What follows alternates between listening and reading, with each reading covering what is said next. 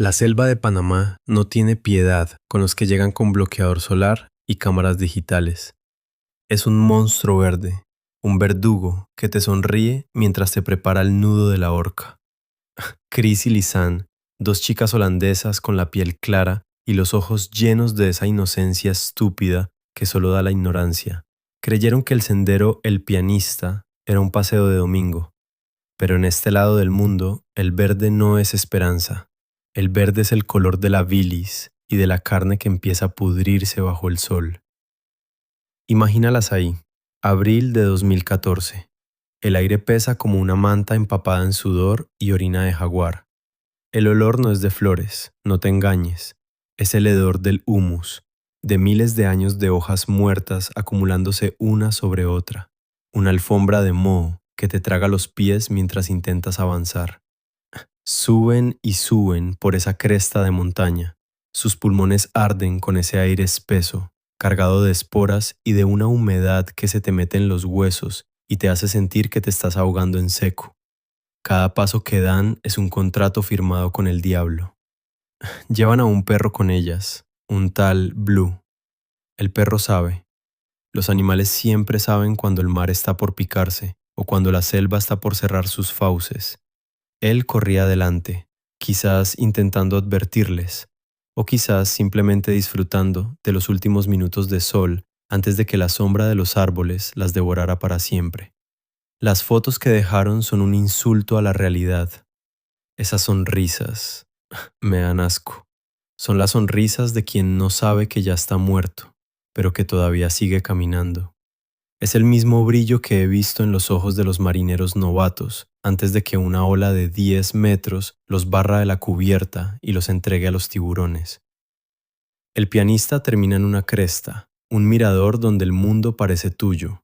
Desde ahí, arriba, puedes ver la civilización a un lado y el vacío absoluto al otro. El sentido común te des la vuelta, que regreses al pueblo, a la cerveza fría y a las sábanas limpias. Pero la selva tiene un canto de sirena que no sale de la garganta, sino del silencio. Es un crujido de madera vieja, un siseo entre los helechos gigantes que te dice un poco más, solo un poco más allá de la cima. Y ellas cruzaron. Dejaron atrás la seguridad y se adentraron en la vertiente del Caribe, un laberinto de cañones, ríos traicioneros y laderas donde el barro tiene la consistencia de la grasa de ballena. En ese momento, el reloj de arena se rompió. Ya no eran turistas, eran presas. Sus ropas coloridas empezaron a pegarse a sus cuerpos como una segunda piel de mugre y salitre. El sudor les quemaba los ojos y el sonido de sus propias pisadas sobre las raíces secas empezó a sonar como huesos rompiéndose. Dime, ¿qué harías tú en su lugar? Estás ahí, el sol empieza a bajar. El perro ha desaparecido y el camino que creía seguir se ha convertido en una pared de espinas y fango. El silencio de la selva no es paz, es el sonido de 1000 depredadores aguantando la respiración. La sed empieza a raspar la garganta como si hubieras tragado arena de playa y cada sombra parece una figura humana que se desvanece cuando giras la cabeza. Chris y Lisanne llegaron a la cumbre y miraron hacia el abismo verde. Se tomaron una foto. Una última prueba de vida antes de que la oscuridad las reclamara. En esa imagen, el cielo está limpio, pero si miras bien, detrás de ellas, la vegetación parece estirarse, ansiosa, esperando el momento en que la luz muera para empezar el banquete. Lo que no sabían, lo que nadie les dijo, es que en esa selva, una vez que pierdes el rastro, ya no eres un ser humano. Eres solo un saco de proteínas esperando a ser procesado por el estómago del bosque. La noche estaba por caer, y en Panamá la noche no baja suavemente, cae como una guillotina de carbón sobre tu cuello. Sus teléfonos todavía tenían batería, sus corazones todavía latían con fuerza, golpeando sus costillas como pájaros enjaulados que presienten el fuego. Pero el verdugo ya había dado la orden. La sonrisa se había borrado. Ahora solo quedaba el hambre del río Culebra, esperando pacientemente a que los fragmentos de estas dos chicas bajaran por su cauce. Mañana el sol saldría de nuevo, pero para ellas el mundo ya se había acabado en el primer paso que dieron hacia el lado equivocado de la montaña. Cruzar la línea de la división continental no es solo un cambio de geografía, es un cambio de dueño. Atrás queda la civilización, el olor al café de boquete y esa falsa idea de que el hombre domina la tierra. Adelante, solo hay una pendiente que se siente como la garganta de un leviatán. Chris y Lisanne pasaron ese punto a la 1 de la tarde. Un minuto antes eran libres, un minuto después eran propiedad de la maleza. Dime, ¿has sentido alguna vez ese frío que te recorre la espina cuando te das cuenta de que el camino ya no es un camino? No es un golpe seco, es una caricia lenta. Te das cuenta porque el suelo se vuelve traicionero, una mezcla de fango y raíces que parecen dedos intentando atraparte los tobillos. El olor cambia, ya no huele a pino o a aire fresco.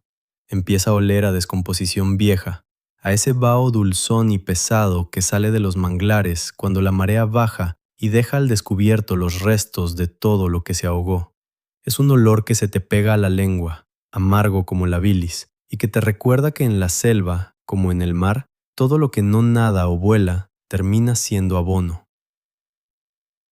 La última foto normal las muestra cruzando un riachuelo. Se ven tranquilas, pero fíjate bien en el entorno. La luz aquí es engañosa. Se filtra entre los árboles como si pasara por el casco roto de un barco hundido.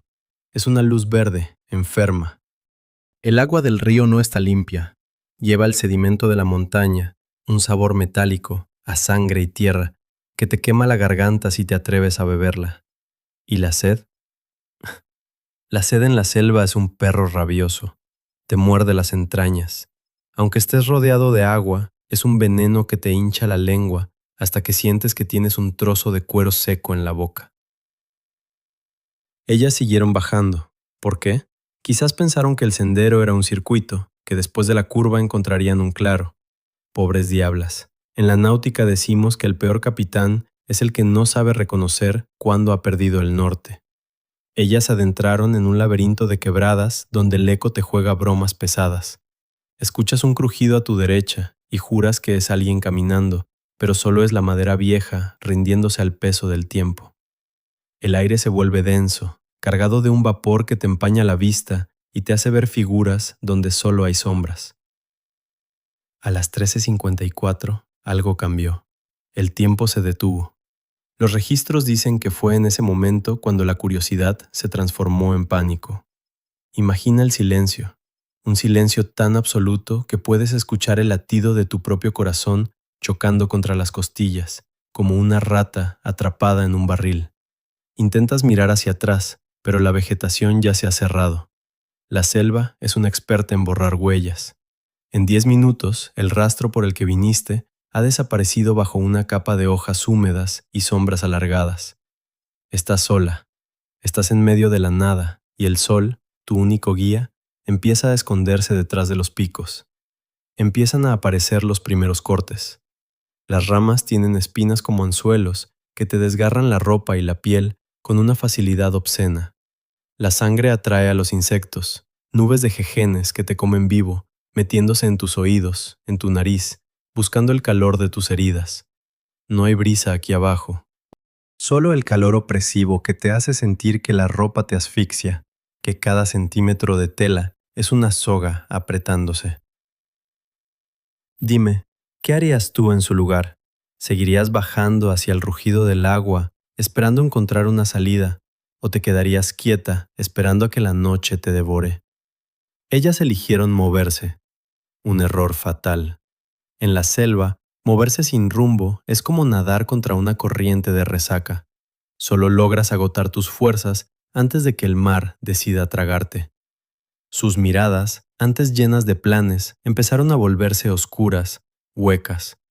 Es la mirada del náufrago que empieza a ver en su compañero no a un amigo, sino un obstáculo, o algo peor.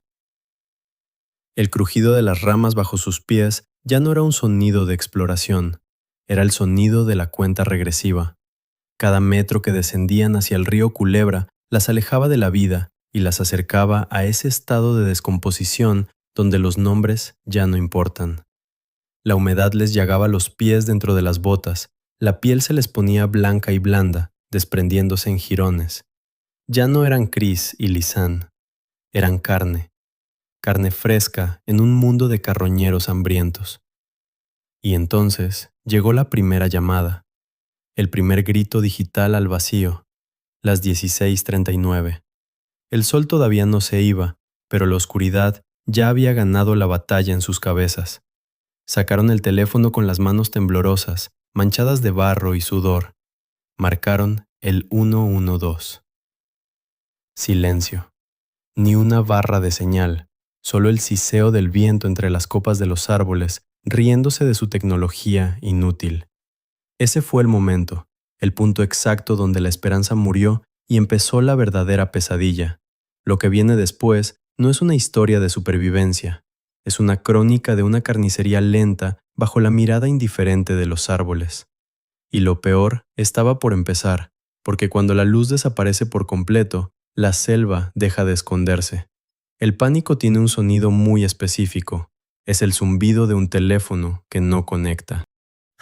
Un pequeño trozo de plástico y cristal que te dice que el resto del mundo ha dejado de existir para ti. A las 4 de la tarde con 39 minutos del 1 de abril, el iPhone de Chris intentó gritar. Marcó el 112, el número de emergencia de su hogar, allá en Holanda, como si la distancia no fuera un abismo de miles de kilómetros y una muralla de selva impenetrable.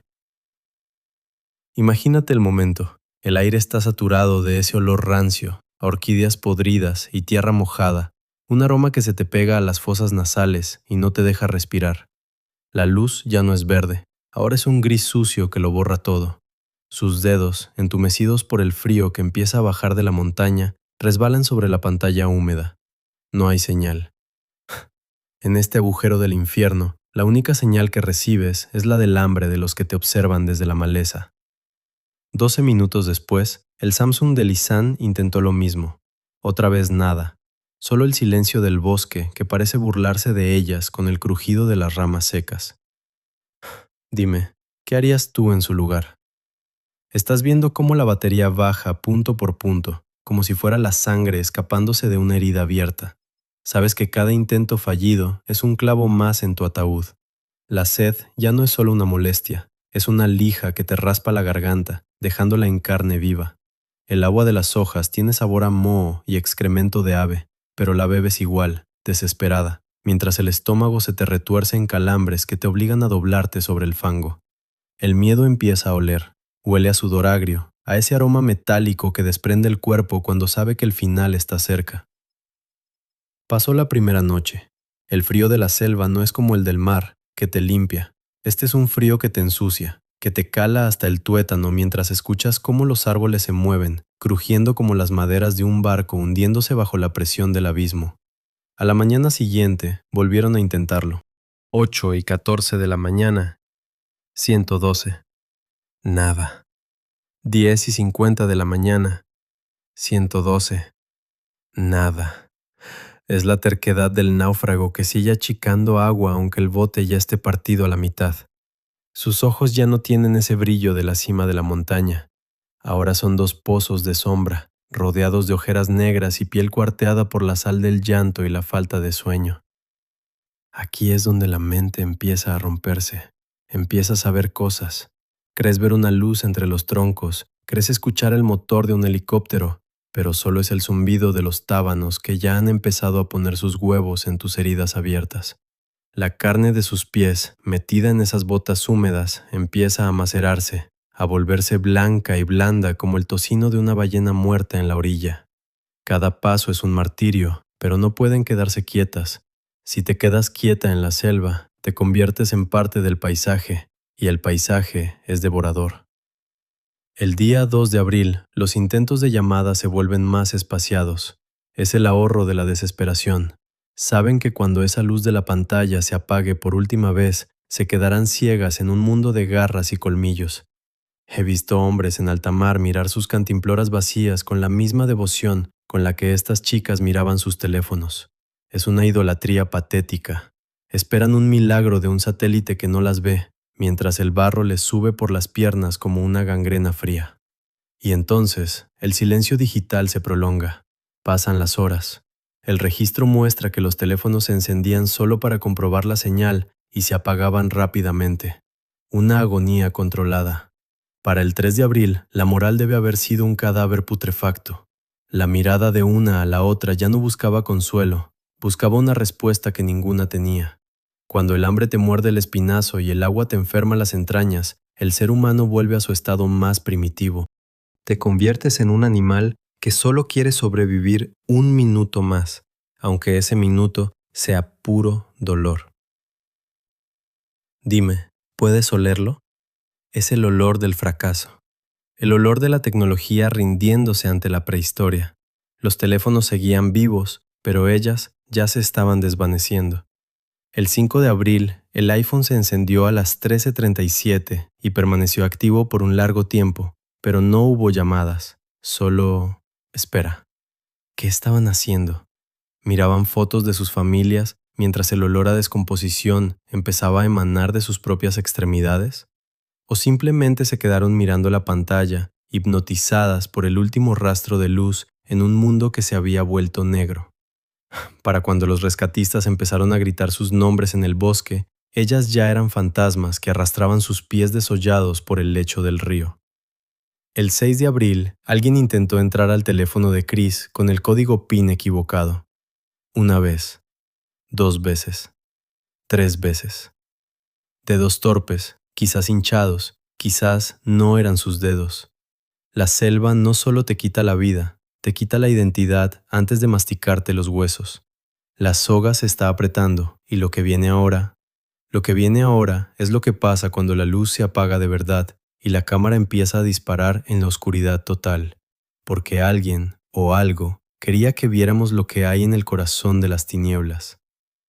8 días después de que el mundo se tragara a Chris y Lisanne, el abismo decidió escupir un rastro de su demencia.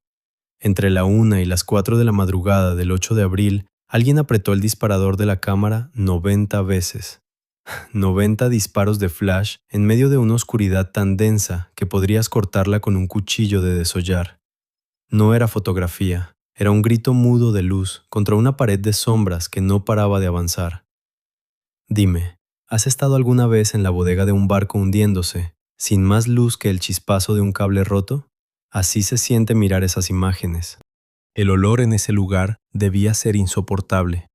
Una mezcla de ropa podrida, orina, fango estancado y ese aroma dulzón de la carne que empieza a rendirse a la infección. Las fotos no muestran paisajes, muestran fragmentos de una pesadilla. Rocas mojadas que parecen cráneos calvos bajo el flash. Ramas que se retuercen como tentáculos de un kraken saliendo del lodo. Y ese silencio. Un silencio que solo se rompe por el zumbido del flash recargándose y el jadeo de unos pulmones llenos de agua y miedo. Una de las fotos muestra la parte trasera de la cabeza de Chris. El cabello rubio, ese que en las fotos del sendero brillaba como el oro, ahora está apelmazado, sucio, pegado al cráneo por el sudor y la humedad de la selva. No vemos su cara. Quizás sea mejor así. He visto hombres después de una semana en un bote salvavidas y sus ojos ya no son humanos. Son cuencas vacías que solo reflejan el hambre. En otra imagen, vemos palos con bolsas de plástico rojas atadas, puestas sobre una roca plana junto a envoltorios de dulces. Un intento patético de señalización. Es como tratar de vaciar el océano con un dedal. La selva se ríe de tus señales. La selva solo entiende de sangre y raíces. ¿Qué intentaban iluminar con esos 90 destellos? Hay quien dice que buscaban ayuda. Yo digo que buscaban ver qué era lo que estaba haciendo ruido entre los helechos. En la oscuridad total, el oído se vuelve tu peor enemigo. Escuchas un chapoteo en el río y juras que es un bote, pero es el lomo de algo que espera a que cierres los ojos. Escuchas un susurro detrás de un tronco y crees que es un rescatista, pero es solo el viento pasando por la tráquea de la montaña. Esos fogonazos de luz eran la única barrera entre ellas y lo que fuera que las estuviera observando desde las sombras. Cada disparo del flash era un segundo de visión en un infierno de ceguera. Imagínate el frío. Ese frío húmedo que te muerde la piel hasta que pierdes la sensibilidad en los dedos. Sus manos debían ser garfios torpes, manchados de tierra y sangre seca, luchando por sostener la cámara mientras el cuerpo tiembla en espasmos incontrolables. La sed, la sed te hace ver cosas, te hace creer que las piedras son pan y que el lodo es vino. Para la foto número 50, la cordura ya debió haber saltado por la borda. Estás disparando al vacío, a las copas de los árboles, al suelo, a la nada. Es la coreografía de la desesperación. Es el baile de dos náufragos que saben que el barco ya se fue al fondo, pero siguen braceando en el aceite negro. Hay una foto, la 509, que fue borrada permanentemente desde una computadora. No es que no se tomó, es que alguien se tomó la molestia de eliminarla para que nunca fuera recuperada. Eso me revuelve las tripas más que el olor a ballena muerta bajo el sol. ¿Qué había ahí? ¿Un rostro que no debía estar en la selva? ¿Un rastro de violencia que arruinaba la teoría del accidente? En este negocio, cuando alguien borra el rastro, es porque la presa no cayó sola. Dime, ¿qué harías tú en su lugar, con el flash agonizando y las sombras acercándose cada vez que la luz se apaga? Esos 90 disparos son el testamento de una agonía que nadie quiere imaginar. Al final de esa noche, la cámara se quedó en silencio, el flash murió, y en la selva de Panamá, cuando se acaba la luz, se acaba la esperanza. Lo que quedó después de esa sesión de fotos nocturna fue el hambre, el río que seguía rugiendo y la certeza de que ya no eran las dueñas de su propio destino. La selva ya se las había tragado, solo faltaba que terminara de digerirlas. Y el proceso, te lo aseguro, no fue nada limpio. La soga está a punto de romperse, y lo que el río arrastra ahora ya no tiene nombre ni cara. Solo son trozos de una historia que el agua se niega a olvidar. La selva no te mata de un solo golpe, eso sería misericordia. Te va consumiendo por capas, como el salitre que corroe el casco de un pesquero abandonado hasta que no queda más que herrumbre y astillas. Para el 9º día, Chris y Lisanne ya no eran las chicas de las fotos. Sus cuerpos eran un banquete servido para todo lo que repta, vuela y se pudre bajo el dosel verde. Imagina el olor. No es solo humedad, es el hedor de la carne viva que empieza a fermentar, mezclado con el aroma rancio de la ropa que nunca se seca y el almizcle de los animales que la seguían de cerca, esperando a que el pulso se detuviera. Dime, ¿has sentido alguna vez cómo la piel se te desprende a tiras? En esa humedad del 90%, la dermis se vuelve blanda como el tocino de una ballena muerta en la playa. Cada roce con una rama es un tajo. Cada picadura de insecto es un nido de pus. Sus pies, dentro de esas botas de senderismo, debían ser una masa blanca de llagas y hongos, una carne macerada que se deshace al menor contacto. El dolor ya no es un grito, es un zumbido constante en los oídos, una música de fondo que te acompaña mientras te arrastras por el fango buscando un centímetro de tierra que no esté empapado en orina o sangre. Y la sed, esa maldita sed que te quema la garganta como si hubieras tragado un puñado de brasas. El río Culebra está ahí mismo, rugiendo, pero su agua es una trampa. Lleva parásitos que te revientan las entrañas, que te hacen defecar hasta que solo te queda agua y bilis en el cuerpo. Tus ojos se hunden en las cuencas, la lengua se te hincha hasta que no puedes cerrar la boca y los labios se parten, sangrando un líquido espeso que los tábanos beben con deleite. He visto hombres en el mar beber su propia orina por desesperación, pero en la selva ni eso te salva. El calor te exprime, te saca cada gota de vida hasta que eres solo una cáscara de sal y miedo. ¿Qué pasa por la cabeza de alguien cuando se da cuenta de que ya no es la cima de la cadena alimenticia? Empiezas a mirar a tu compañera y ya no ves a una amiga, ves una carga. O peor aún, ves una fuente de calor, un resto de humanidad que se apaga. Sus miradas debieron volverse huecas, vidriosas, como las de los peces que sacas del agua y dejas morir en la cubierta bajo el sol. El hambre te muerde el estómago, un dolor sordo que te hace desear comer corteza de árbol o insectos vivos, cualquier cosa que acalle ese rugido en las tripas. pero la selva es la que come aquí. Ella es la que tiene los dientes más largos. La desorientación es la etapa final. El cerebro, sin azúcar y sin agua limpia, empieza a soltar las amarras. Las sombras se mueven. Los árboles parecen figuras humanas que se burlan de ti desde la espesura. Crees escuchar voces, el motor de un helicóptero de rescate, pero es solo el viento silbando entre los troncos, o el crujido de la madera vieja que se rompe bajo su propio peso. Estás en un área que llaman pequeña en los mapas, pero cuando no puedes caminar más de 100 metros por hora entre el fango y las espinas, esa área es un océano infinito. Te desvaneces, te conviertes en nada. Es un proceso de desmantelamiento. Primero pierdes la esperanza, luego el juicio y finalmente la dignidad. Imagínalas acurrucadas bajo una hoja de plátano, temblando de una fiebre que les hace hervir la sangre, mientras los mosquitos les cubren la cara como un velo negro. Ya no hay palabras, solo hay jadeos y el sonido del río que cada vez suena más fuerte, más cerca, como si tuviera prisa por terminar el trabajo. En el mar, al menos el azul es limpio. Aquí, la muerte es sucia, marrón y llena de patas que caminan sobre tu piel. Dime, ¿qué harías tú en su lugar cuando sientas que la primera hormiga empieza a caminar por tu ojo y ya no tengas fuerzas para espantarla? La selva no desperdicia nada. Cada fibra de músculo, cada gota de grasa, todo será procesado. Para el momento en que el sol se ocultó por 10ª vez, Chris y Lisanne ya eran parte del ciclo de nitrógeno del suelo panameño. Eran abono. Solo faltaba que el río decidiera recoger los restos y llevarlos río abajo para que alguien, meses después, encontrara lo que la selva no quiso tragarse. Pero lo que el agua devolvió no fue un cuerpo, fue un rompecabezas de horror que nadie ha podido armar todavía.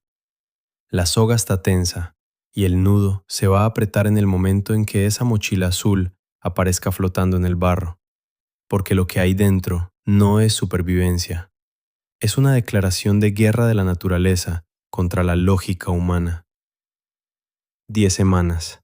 10 malditas semanas bajo el martilleo de la lluvia tropical y el hambre de los carroñeros, y de pronto, la selva decide escupir un trozo de nylon azul. Una mujer indígena, de esas que conocen el río Culebra como si fuera la palma de su mano curtida, encuentra la mochila de Lisanne atrapada entre las rocas y el fango. Pero no te equivoques. Esto no fue un hallazgo milagroso, fue una burla.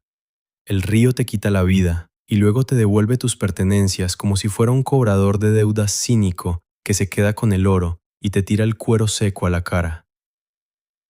Dime, ¿cómo explicas que una mochila de tela sobreviva a 2 meses de inundaciones, piedras rodando y una humedad que pudre hasta el acero y aparezca casi intacta? He visto contenedores de acero corrugado doblarse como papel bajo la presión del mar, pero esa mochila azul parecía haber estado guardada en un armario. Dentro, el horror se vuelve técnico.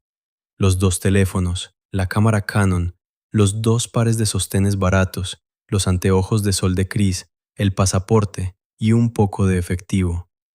Todo ordenado, todo seco. Como si la muerte fuera una contadora meticulosa que antes de borrarte del mapa hace un inventario de tus restos. El olor de esa mochila. Puedo sentirlo desde aquí. No era el olor a río limpio. Era ese hedor rancio, una mezcla de plástico recalentado por el sol, sudor viejo fermentado y ese rastro metálico que deja el agua estancada. Es el mismo olor que sale de los casilleros de los marineros que nunca regresaron del turno de noche. Cuando abres algo así, no estás abriendo equipaje, estás abriendo una tumba portátil. Los peritos encontraron 30 huellas dactilares distintas en los objetos. 30. Dime, ¿quiénes eran esos fantasmas que tocaron las pertenencias de las chicas mientras ellas se convertían en parte del lodo? ¿Eran rescatistas descuidados o alguien que estuvo allí, mirando cómo la luz se apagaba en sus ojos? La cámara Canon es la que cuenta la historia más sucia. Cuando los técnicos recuperaron las imágenes, no encontraron solo las fotos de las sonrisas o las 90 capturas de la locura nocturna. Encontraron el rastro de una degradación que la lógica no puede digerir. El contenido de la mochila desafía la física de la selva. Si las chicas cayeron al río, la mochila debió haber sido triturada contra las rocas. Si se perdieron, la mochila debió estar cubierta de moho y larvas en cuestión de días. Pero estaba allí, limpia, desafiante, como un cebo puesto a propósito para que los investigadores mordieran el anzuelo. Imagínate a los padres, allá en la pulcra y segura Holanda, percibiendo esa bolsa de nylon. El olor a selva panameña impregnado en la tela, ese aroma a descomposición y tierra que no se quita con nada. Es un golpe en la boca del estómago. Es la confirmación de que sus hijas ya no eran personas, sino un expediente guardado en una bolsa de pruebas. La sed de respuestas quema más que la sed de agua salada. Empiezas a hacerte preguntas que no tienen respuesta buena. ¿Por qué los sostenes estaban dentro de la mochila? Nadie se quita la ropa interior en medio de una tormenta en la selva, a menos que esté herido, loco de fiebre o obligado por alguien que tiene un cuchillo en la garganta. He visto naufragios donde lo único que queda flotando es un zapato vacío. Aquí, la mochila es el zapato. Es el eco de una presencia que ya no existe. El contenido digital de esos teléfonos nos dice que alguien intentó entrar, pero falló. Dedos torpes, dedos que quizás no sabían el PIN, o dedos que estaban demasiado hinchados por la muerte para presionar los botones correctos. Cada vez que miro esa mochila azul, veo el rostro de la impunidad. Veo a la selva riéndose de nosotros, mostrándonos los juguetes de sus víctimas mientras termina de digerir la carne y los tendones. Dime, ¿qué harías tú si encontraras esa mochila en la orilla de tu propiedad? ¿Llamarías a la policía o la devolverías al río antes de que la maldición se te pegue a las manos? El río Culebra es un canal de eliminación, no de conservación. Que esa mochila apareciera ahí, en ese estado, es la prueba de que alguien movió las piezas del tablero. Alguien que conoce los rincones oscuros donde el sol no entra. Alguien que sabe que, en Panamá, un poco de efectivo y un pasaporte no valen nada comparado con el silencio de un entierro sin nombre. La soga se está cerrando alrededor del cuello de la verdad, y lo que viene ahora es lo que realmente te hará vomitar la bilis. Porque después de la mochila, el río empezó a soltar los trozos de carne y hueso que ya no le servían, y lo que encontraron dentro de una bota, eso, amigo mío, no hay Dios que lo explique. La selva ya no tiene hambre. Cuando el río Culebra se cansa de masticar, escupe lo que no puede digerir, y lo que devolvió meses después de la desaparición de Chris y Lisanne no eran cuerpos, eran fragmentos de un rompecabezas de calcio y horror. Imagina la escena, el agua bajando turbia, con ese olor a lodo podrido y vegetación muerta, y de pronto, un destello de cuero sintético entre las piedras, una bota de montaña, una bota que no estaba vacía. Dentro de ese calzado, protegido de los peces, pero no de la descomposición, estaba el pie de Lisanne Frun, todavía con el calcetín puesto. He visto extremidades cercenadas por cabos de acero en alta mar, he visto piernas trituradas por hélices, pero esto es distinto. Es la imagen de la soledad absoluta, un pie que caminó kilómetros de fango para terminar siendo una prueba forense en una bolsa de plástico. La carne estaba macerada, blanca, con ese aspecto jabonoso de lo que ha pasado demasiado tiempo sumergido en un caldo de bacterias y olvido. El hedor. El hedor no se va ni con todo el cloro del mundo. Es el olor de la capitulación final. Pero el verdadero misterio, lo que me hace escupir de rabia cada vez que lo pienso, es el hueso de la pelvis de Chris Kremers. Escucha bien, el hueso fue encontrado en la orilla, pero no tenía rastros de haber sido roído por animales. Estaba limpio, demasiado limpio. Estaba blanco, como si el sol de Panamá lo hubiera blanqueado durante años, o como si alguien le hubiera aplicado cal o cloro para borrar cualquier rastro de tejido, de ADN, de culpa. Dime, ¿cómo un hueso en medio de una selva húmeda, donde todo se llena de moho en cuestión de horas, aparece con esa blancura quirúrgica? La naturaleza no limpia así. La naturaleza ensucia, pudre, devora. Solo el hombre tiene la paciencia de lavar los huesos de sus víctimas. Los antropólogos forenses se rascaban la cabeza mientras el sudor les bajaba por la nuca. Encontraron pedazos de costillas, un fémur, fragmentos que sumaban apenas una fracción de lo que alguna vez fueron dos mujeres jóvenes y llenas de vida. La sed de justicia de las familias se estrellaba contra la pared de un informe oficial que hablaba de caída accidental en el río. Malditas mentiras de oficina. Si caen al río y se ahogan, los cuerpos flotan, se hinchan, se quedan atrapados en las ramas y son devorados por los caimanes o los peces. No se desintegran en piezas tan selectivas y limpias. No aparecen esparcidos por kilómetros de cauce, como si alguien hubiera ido tirando los restos desde un bote. Dime, ¿qué harías tú si te dijeran que lo único que queda de tu hija es un zapato y un pedazo de cadera blanca como el nácar? La mirada de los investigadores locales era la de hombres que ya saben la respuesta, pero tienen miedo de decirla en voz alta. El miedo es una infección que se propaga más rápido que la gangrena. En ese río, el agua no solo arrastra piedras, arrastra secretos que pesan más que el plomo. El crujido de la madera de los puentes colgantes sobre el Culebra suena como los dientes de un viejo que sabe demasiado y no quiere hablar. He estado en cubiertas manchadas de sangre que la marea no pudo limpiar, y te digo que esos restos cuentan una historia de violencia, no de mala suerte. La bota de Lisanne estaba intacta, pero el hueso de Chris estaba lavado. Esa contradicción es un grito en mitad de la noche. ¿Quién separó la carne del hueso? ¿Fue el río golpeando los restos contra las rocas afiladas? ¿O fue el filo de un machete manejado por alguien que no quería dejar pruebas de un festín inhumano? En la selva, la línea entre el accidente y el ritual es tan delgada como un hilo de pescar podrido.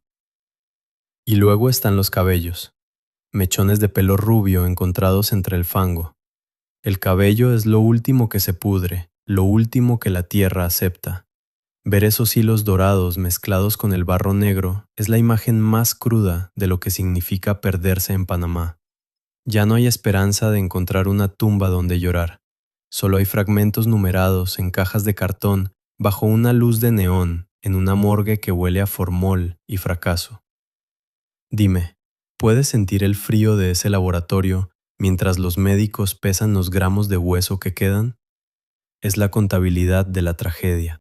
La selva entregó lo mínimo necesario para que cerraran el caso, para que los turistas no dejaran de venir, para que el dinero siguiera fluyendo hacia Boquete. Pero para mí, para los que sabemos cómo huele la muerte de verdad, esos restos son una advertencia. El río Culebra no es un cementerio, es un vertedero. Y lo que quedó allí abajo, lo que nunca se encontró, eso es lo que realmente debería darte miedo.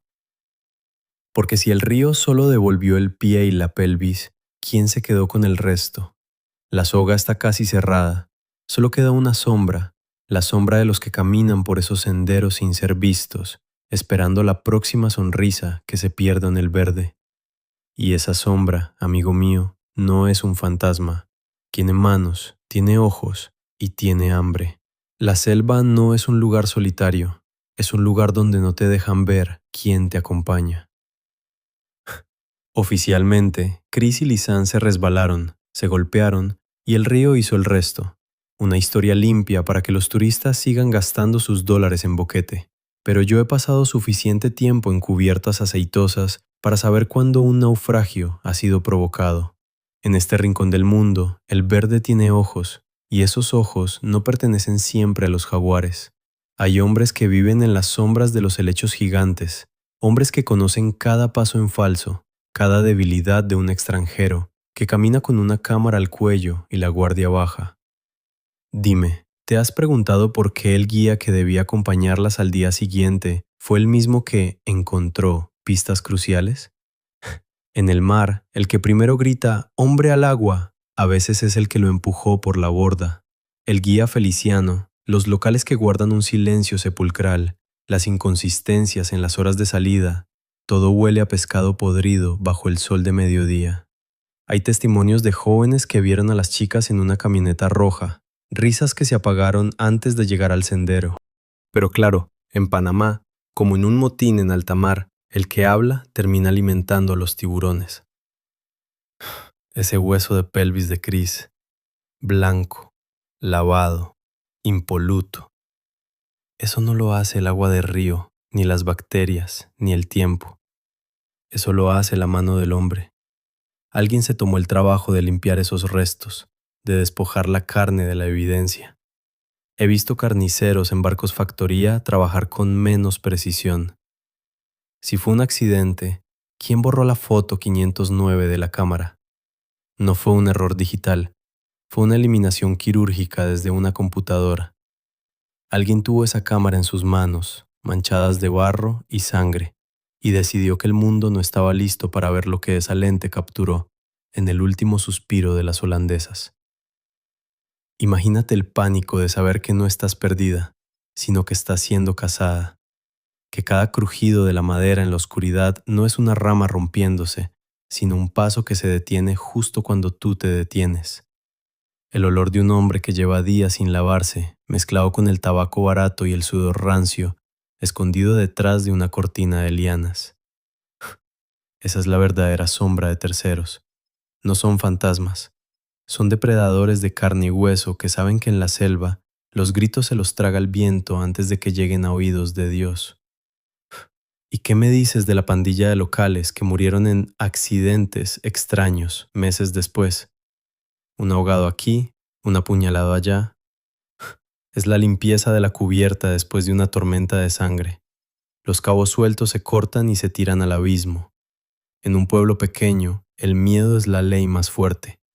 La sed de verdad de los padres de Chris chocó contra una pared de concreto de negligencia oficial y expedientes perdidos. Los hombres que empezaron a verse como comida en mi vieja balsa tenían la misma mirada que esos sospechosos. Ojos de cristal, fríos, calculando cuánto tiempo falta para que el resto del mundo deje de mirar hacia el sendero el pianista. Dime, ¿qué harías tú si supieras que el hombre que te ofrece llevarte de vuelta al pueblo tiene el mismo brillo en los ojos que el flash de esa cámara nocturna? La selva es el cómplice perfecto. Borra huellas, deshace la carne y silencia a los testigos con una capa de moho y olvido. Pero el rastro humano es como el aceite en el agua, siempre sube a la superficie. Los registros telefónicos, las llamadas fallidas que alguien cortó bruscamente, el hecho de que el teléfono de Chris se encendiera días después de su supuesta muerte para ser manipulado por manos que no sabían el código, eso es una firma. Una firma escrita con sangre y tierra. No fue el hambre lo que las mató primero, fue la traición del prójimo. Mientras ellas se desangraban y se pudrían en el lecho del río, había gente repartiéndose sus pertenencias, mirando sus fotos, decidiendo qué fragmentos de sus cuerpos devolver para que la policía dejara de hacer preguntas incómodas. Es una carnicería organizada bajo el dosel de los árboles. La soga ya no solo aprieta el cuello de las víctimas, aprieta la garganta de cualquiera que se atreva a decir que en Panamá la selva no es el único verdugo. Lo que viene ahora es el cierre del ataúd, la conclusión cínica de un viejo que ha visto demasiados naufragios como para creer en las versiones oficiales. El expediente se archiva, el polvo se acumula y las sombras siguen allí, esperando al próximo turista que crea que el paraíso es un lugar seguro para caminar.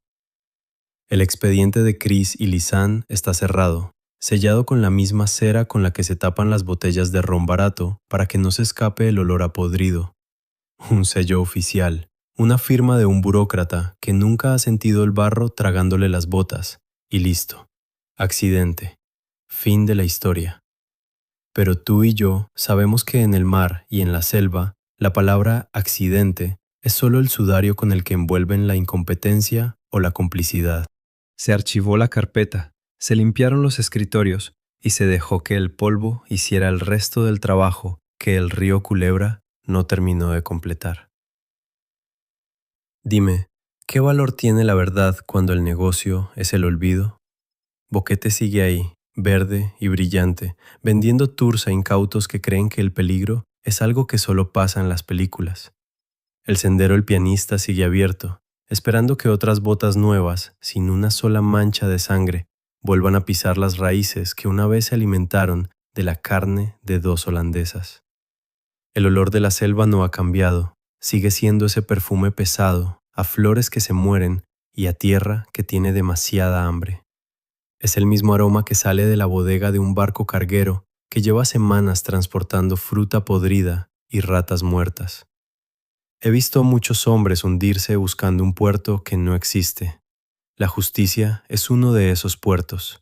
Los padres de esas chicas volvieron a Europa con cajas de cartón que contenían pedazos de sus hijas, fragmentos que cabían en la palma de una mano.